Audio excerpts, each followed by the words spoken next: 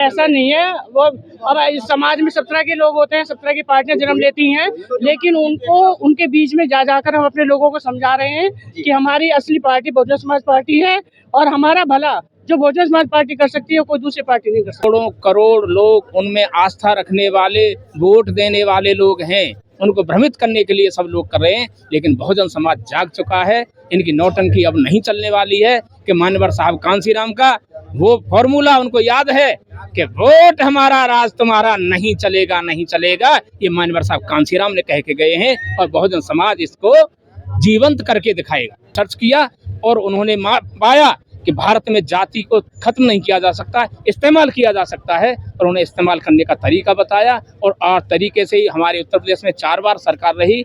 और हमारे आप भी बहुजन पहले गुमराह किया लोगों ने कि भाई संविधान खत्म कर, एक ने कहा संविधान खत्म कर देंगे, एक ने कहा हम संविधान बचाएंगे।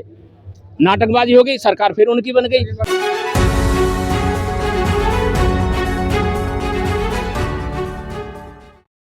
क्या कहेंगे आज आप लोग यहाँ पर आए हैं? हमारे रहबर का जन्मदिन है और हम अपना आस्था प्रकट करने के लिए आए हैं, श्रद्धा सुमन अर्पित करने आए हैं, उनके मिशन मूवमेंट के लिए समर्पित लोगों के दर्शन करने आए हैं। थोड़ा कांसीराम जी के बारे में बताइए, थोड़ा बता दीजिए इनके जीवन के बारे में। उनके बारे में, बड़े आदमी के बारे में थोड़ा क्या बताना। आप मान्यवर साहब कांसीराम का नाम कौन नहीं जानता, और उन्होंने क्या किया जो नाम जानते। देश में आपने बौद्ध धर्म का नाम सुना है।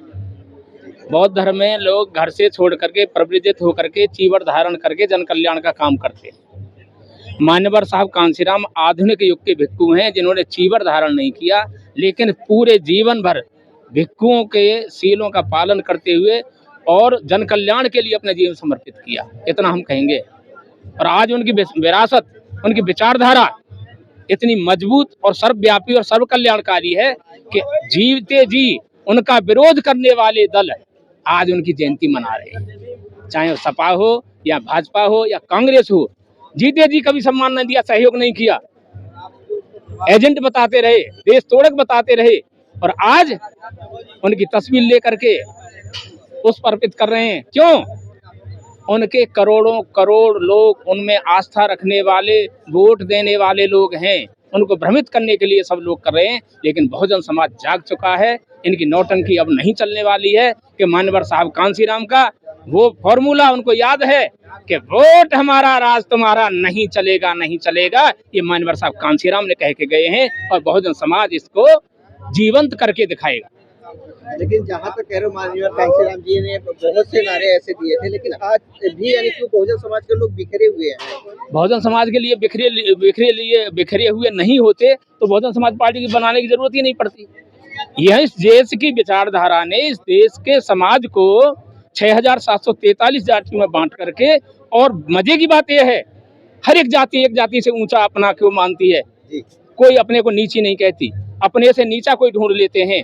और ये जो ग्रेडेशन सिस्टम ऑफ डिस्क्रिमिनेशन है, मान्यवर साहब कांसीराम ने जीवन भर रिसर्च किया और उन्होंने पाया कि भारत में जाति को खत्म नहीं किया जा सकता, इस्तेमाल किया जा सकता है, और उन्हें इस्तेमाल करने का तरीका बताया। और आज तरीके से ही हमारे उत्तर प्रदेश में 4 बार सरकार रही।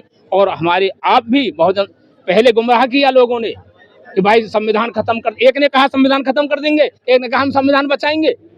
नाटकबाजी हो गई, सरकार फिर उनकी बन गई। सरकार कांग्रेस की हो, सपा की हो और जनता दल की हो, विचारधारा एक ही है। अगर इस देश में कोई विरोधी विचारधारा है सत्ताधारी पार्टियों की, वो बहुजन विचारधारा है, जिसका नेतृत्व बीएसपी करती है, माननीय आदरणीय बहन कुमारी मायावती के नेतृत्व में सबसे अलग पहचान बना करके आज भी खड़ी है। 38 दलों को इकट्ठा लेकर के वो एनडीए बना हुआ है, 28 दलों को लेकर के इंडिया गठबंधन बना हुआ है। किसी में हिम्मत नहीं अकेले, क्योंकि विचारधारा दोनों की एक है। विचारधारा केवल और केवल अलग है तो बहुजन समाज की विचारधारा है। और जो मान्यवर साहब कांसीराम ने स्थापित की, और वो स्थापना की नींव कहाँ से आई? बाबा साहब डॉक्टर भीमराव अंबेडकर के जीवन संघर्ष से, उनके सपनों से आई। कि मान्यवर साहब कांसीराम ने बाबा साहब डॉक्टर अंबेडकर के उस स्लोगन को पकड़ा कि अगर भारत में सच्चा लोकतंत्र स्थापित करना है तो सामाजिक लोकतंत्र स्थापित किया जाए, जहां समाज का सबसे निचला वर्ग है उसे अगर मान सम्मान और स्वाभिमान की जिंदगी सरकारें नहीं दे सकती तो सरकार बनाने का कोई फायदा नहीं है। और ये हमने प्रैक्टिकल देखा। बहुजन समाज पार्टी की जब उत्तर प्रदेश में सरकार हुई, थाने में अपना व्यक्ति जाता था तो बोलता था चाचा क्या काम है, और आज जाता है, अरे क्या हुआ रे, ऐसा उसने मार दिया तो क्या फूल बरसाएगा तुझ पे? आज ये है, ये फर्क होता है बहन कुमारी मायावती जी के शासन में और विचारधारा के शासन में। तो मैं तो यही संदेश दूंगा कि मान्यवर साहब कांशीराम को सच्ची श्रद्धांजलि, सच्ची श्रद्धा उनके प्रति हुई है कि उनके मिशन मूवमेंट को सफल बनाने के लिए बहुजन समाज की सरकार स्थापित की जाए और बहुजन समाज को हुकूमत समाज बनाए।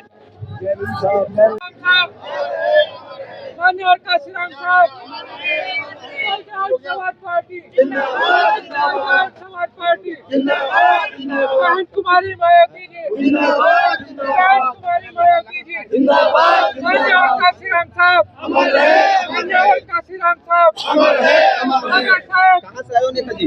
ओनली विधानसभा। आज यहाँ किस लिए उपस्थित? आज हम मान्यवर काशीराम जी का 92वां जन्मोत्सव मनाने के लिए यहाँ पर एकत्रित हुए हैं।